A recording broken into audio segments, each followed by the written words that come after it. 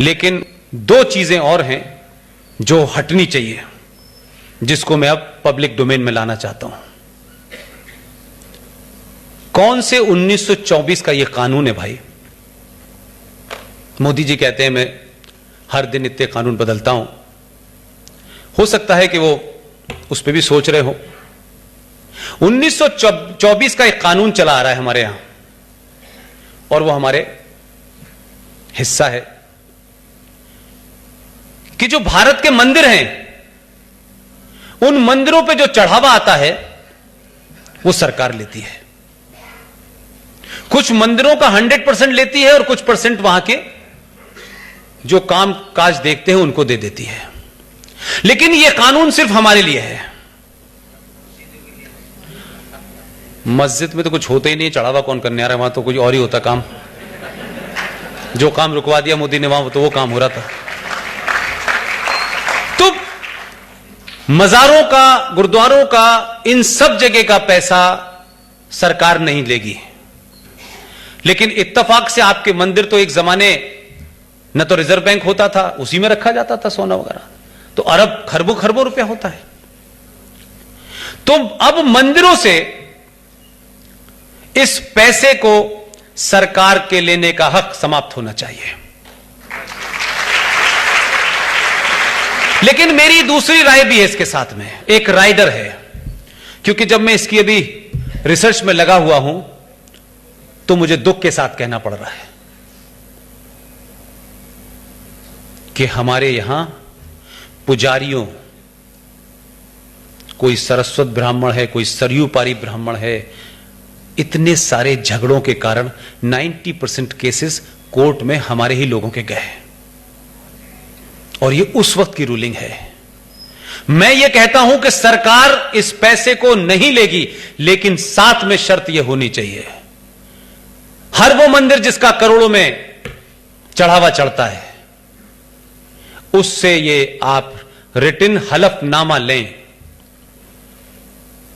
कि वो उस मंदिर के पैसे से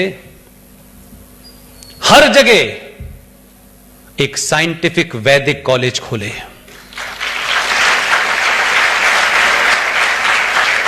और ये इसलिए नहीं कि कोई भारत को हिंदू राष्ट्र बनाना है, नहीं नहीं नहीं नहीं ना। जिस साइंस पे दुनिया गर्व करती थी, उन वैदिक जो चीजें हैं उनको ला करके साइंटिफिक तरीके से उसको पढ़ाया जाए। क्योंकि हम कहते हैं कि साहब हमारे बच्चे संस्कारी नहीं हैं। इसमें बच्चों का कसूर है, क्योंकि सेंट स्टीफन में तो आप ही भेजते हैं, उसके एडमिशन के लिए लंबी लंबी लाइन में रहते हैं, रात रात भर रहते हैं, रिश्वत लेके देते हैं, डोनेशन देते हैं, फिर जब वो जीसस हो जाता है कहते हैं देखो ये बच्चा संस्कार नहीं सीखा, आपने सिखाए नहीं।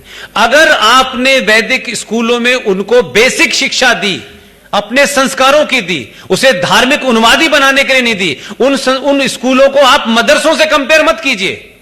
मदरसा अलग चीज है। उन सनातन संस्कृति की शिक्षा दी जाए, और कम से कम उन्हीं मंदिरों में जिस दिन मंदिरों के कपाट, जिस दिन मंदिरों के बाहर जो एक वक्त के खाने के लिए धर्म बदल रहे हैं, उनको मुफ्त खाना मिलने लगेगा, आपका धर्म, आपकी समाज मजबूत हो जाएगा। जो गलतियां हो गई हमसे, उसको थोड़ी देर के लिए भूल जाइए। अब तेजी से दौड़ रहे हैं, दुनिया आपकी तरफ देख रही है, गलती रिपीट मत कीजिए। बार बार ये रफीक भाई के घर जाकर के ईद खाने का, जो हसवैया खाने का जो शौक है आपको, और कमाल है जो सब कुछ आपके साथ कर रहे हैं, जो आपने 1000 साल तक हमारी मां बहनों के साथ किया गया है, आप उनसे 3 बार झुक झुक के ईद मिलते हैं, सेवैया खाने भी जाते हैं। जाइए, मेरा इतना सा सजेशन है, अच्छा लगे तो करिए। क्योंकि मैं कह रहा हूं कि राष्ट्र खतरे में है, मैं इसलिए शायद इन्फेसिस कर रहा हूं। सत्तावत्ताओं से मुझे कोई इंटरेस्ट नहीं है। रफीक भाई के घर की सेवैयां खाइए, 3 बार गले भी मिलिए, लेकिन हफ्ते में 1 दिन दलित के घर का पानी भी पीजिए। आप सोचिए कि आप कहां से निकल के आए हैं, कितनी मुश्किलों से आपको एक होप जगी है। इसलिए मैंने अपनी स्पीच में पहली बार पहला शब्द इस्तेमाल किया, कि 370 और 35A की व्याख्या होती रहेगी, ये हुआ वो हुआ, कोई पटेल कहेगा। मैं अभी भी कहता हूं, जो लोग डरे हुए हैं, जो मुल्क कांप रहा है, जो 35 करोड़ खामोशी में आ गए हैं, रोजे के मोड में चले गए हैं, इसलिए चले गए हैं, उनको इस बात की उम्मीद नहीं थी कि एक कायर कम्युनिटी का आदमी, जिनको हमने इतने लंबे सख्त गुलाम बनाया था, ये आएगा और जो हमने इस्लामिक स्टेट खड़ी की थी संवैधानिक तौर पे, राजनीतिक तौर पे, वैधानिक तौर पे, उसको ये एक ही झटके में समाप्त कर देगा। ये डर है उनके अंदर, इसलिए जोर जोर से चिल्ला रहे हैं कि इंटरनेट नहीं है, इंटरनेट नहीं है।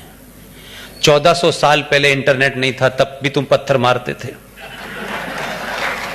और जब इंटरनेट नहीं था, 1990 में तो इंटरनेट नहीं था ना, तब कौन सा नेट था कि जिसके चलते आपने मस्जिदों का सहारा लिया, रात रात भर अजानें दी, आपने हिंदू पंडितों के नाम निकाले और कहा, नारे लगाए आपने कि हमें कश्मीर चाहिए, हिंदू मर्द पंडित के बगैर और हिंदू पंडित औरत के साथ, आपने ये नारे लगाए।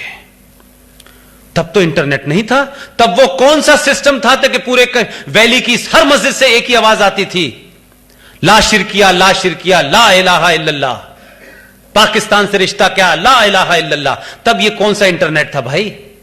तो जिनको 90 में बगैर इंटरनेट के उन्होंने 5.5 लाख लोगों को अपनी जमीन से बेघर कर दिया, और एक इस जम्मू कश्मीर के अंदर इतनी बड़ी घटना है